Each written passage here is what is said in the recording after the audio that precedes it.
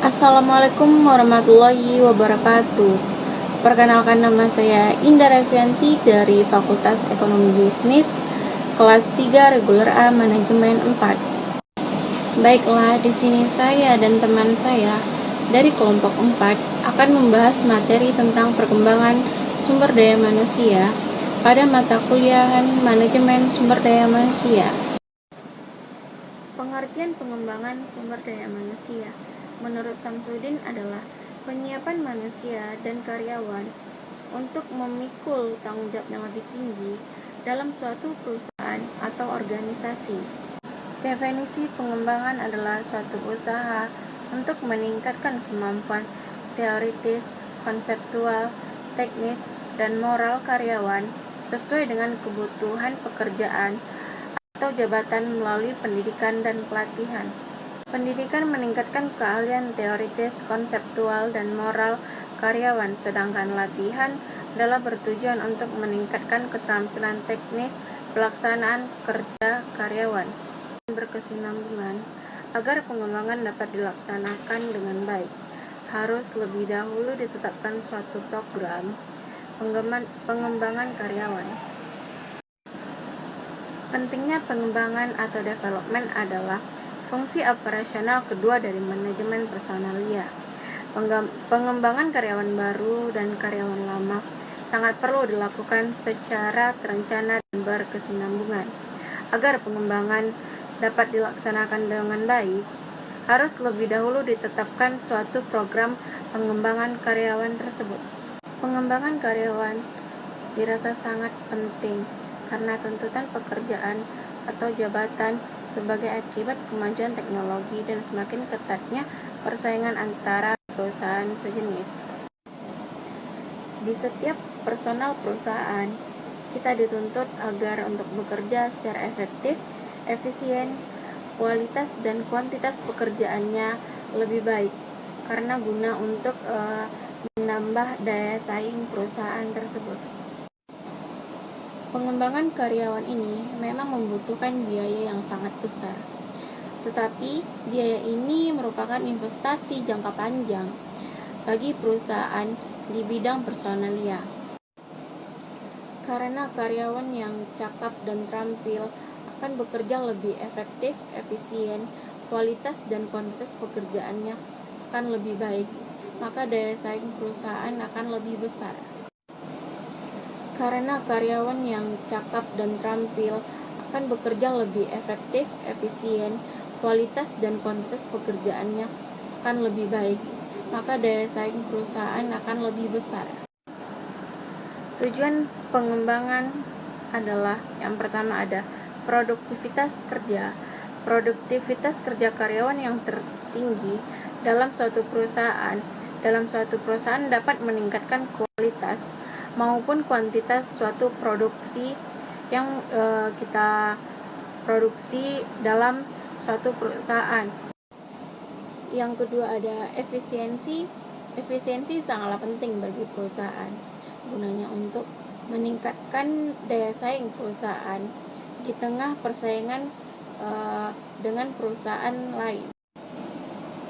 Yang ketiga ada kerusakan. Kerusakan ini berfungsi atau tidaknya bergunanya nilai suatu barang atau alat yang diproduksi pada perusahaan. Yang keempat ada kecelakaan. Kecelakaan mungkin terjadi apabila karyawan tersebut tidak ahli dalam menjalankan pekerjaannya. Berikutnya ada pelayanan. Diharapkan pada semua karyawan mampu melayani pelanggan dengan baik. Karena tanpa pelayanan yang baik, suatu perusahaan tidak akan bisa menambah pelanggan baru. Yang berikutnya ada moral karyawan. Moral karyawan ini sangat penting bagi perusahaan karena moral tersebut akan menentukan perusahaan tersebut berkualitas lebih baik atau tidak. Perkenalkan, nama saya Lucy Andrini dengan NIM 200304258 dari kelompok 4 Manajemen 4. Materi selanjutnya adalah tentang pengertian pendidikan dan pelatihan. Jadi menurut Andre F. Sikula, dalam bukunya Personnel, Administration and Human Resource Management mendefinisikan pendidikan adalah berbeda dengan pelatihan. Pendidikan lebih bersifat filosofis dan teoritis. Namun pendidikan dan pelatihan ini mempunyai tujuan yang sama, yaitu pembelajaran. Di dalam pembelajaran terdapat pemahaman secara implisit.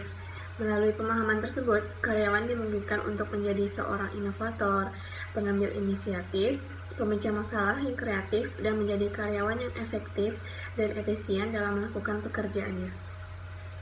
Selanjutnya adalah pelatih atau instruktur. Dalam pelatih atau instruktur ini adalah seseorang atau tim yang memberikan latihan atau pendidikan kepada para karyawan. Dalam pelatihan ini memberikan peranan penting terhadap kemajuan dan kemampuan para karyawan yang akan dikembangkan.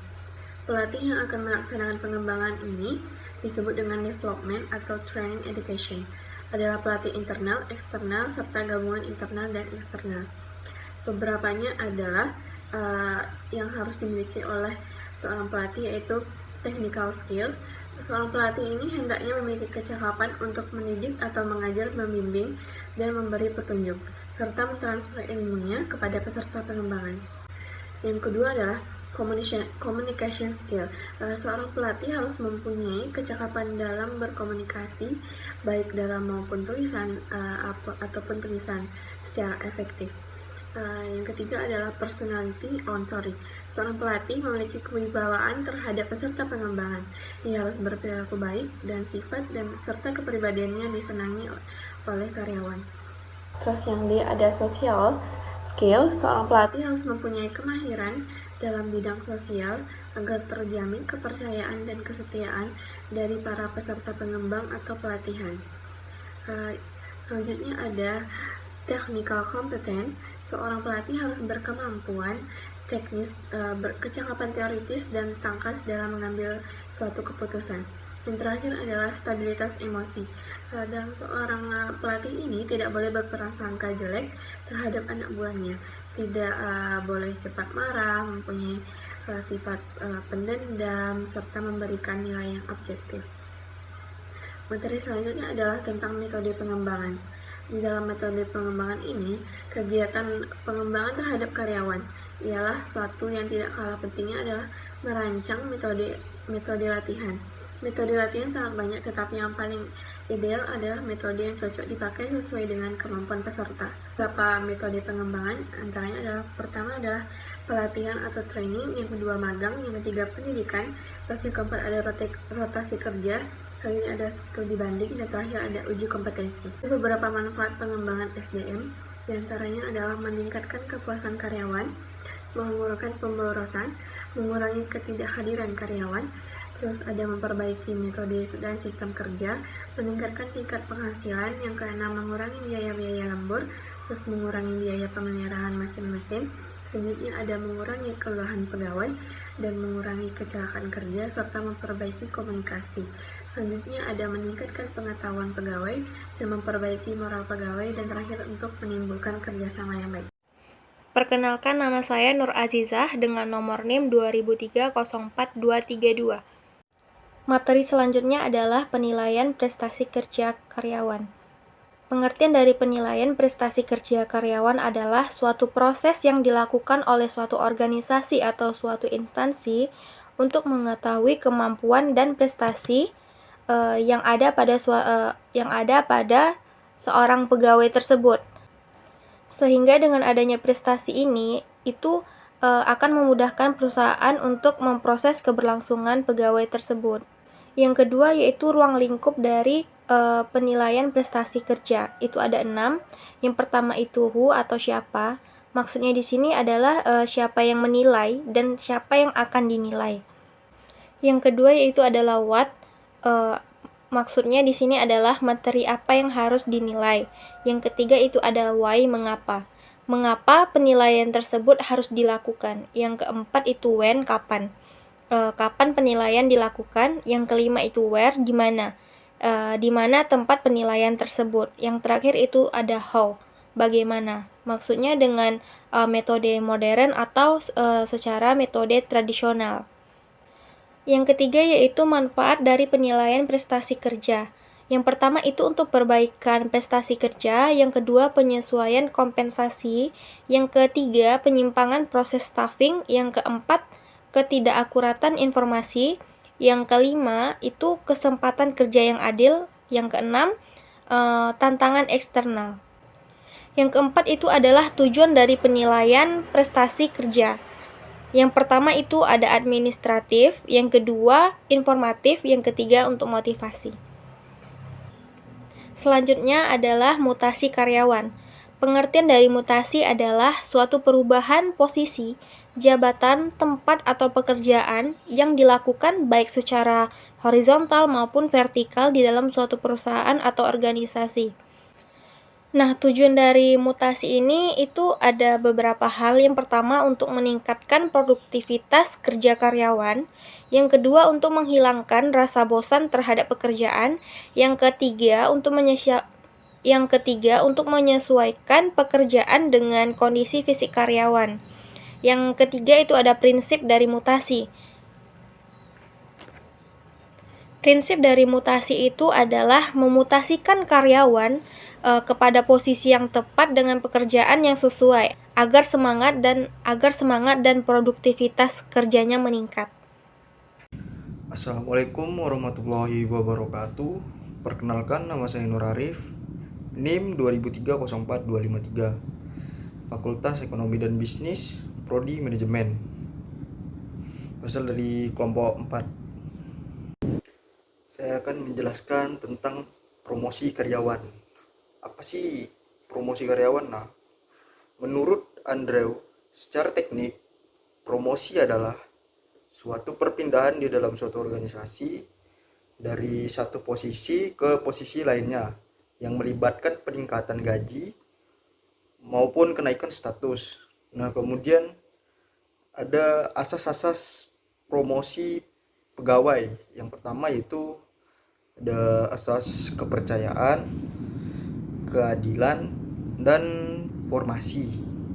Nah, kemudian dasar-dasar promosi, yaitu dasar promosi atas dasar senioritas, yaitu promosi yang didasarkan pada lamanya pengalaman kerja seseorang karyawan. Dasar-dasar promosi dikenal atas senioritas, ability, dan kombinasi senioritas ability. Kemudian ada syarat-syarat promosi. Yang pertama yaitu kesetiaan, prestasi kerja, kejujuran, kedisiplinan, kreativitas, kerjasama, kepemimpinan, kepribadian, prakarsa, kecakapan, tanggung jawab, komunikatif, dan pendidikan. Nah, kemudian ada jenis-jenis promosi. Yang pertama yaitu promosi sementara, yang kedua promosi tetap, yang ketiga promosi kecil, yang keempat promosi kering. Nah, kemudian ada yang namanya demosi karyawan. Demosi karyawan itu adalah perpindahan jabatan seorang karyawan atau pegawai di suatu instansi ke jabatan yang lebih rendah. Nah, sekian penjelasan dari saya. Akhiri dengan wabillahi taufiq wal hidayah. Wassalamualaikum warahmatullahi wabarakatuh.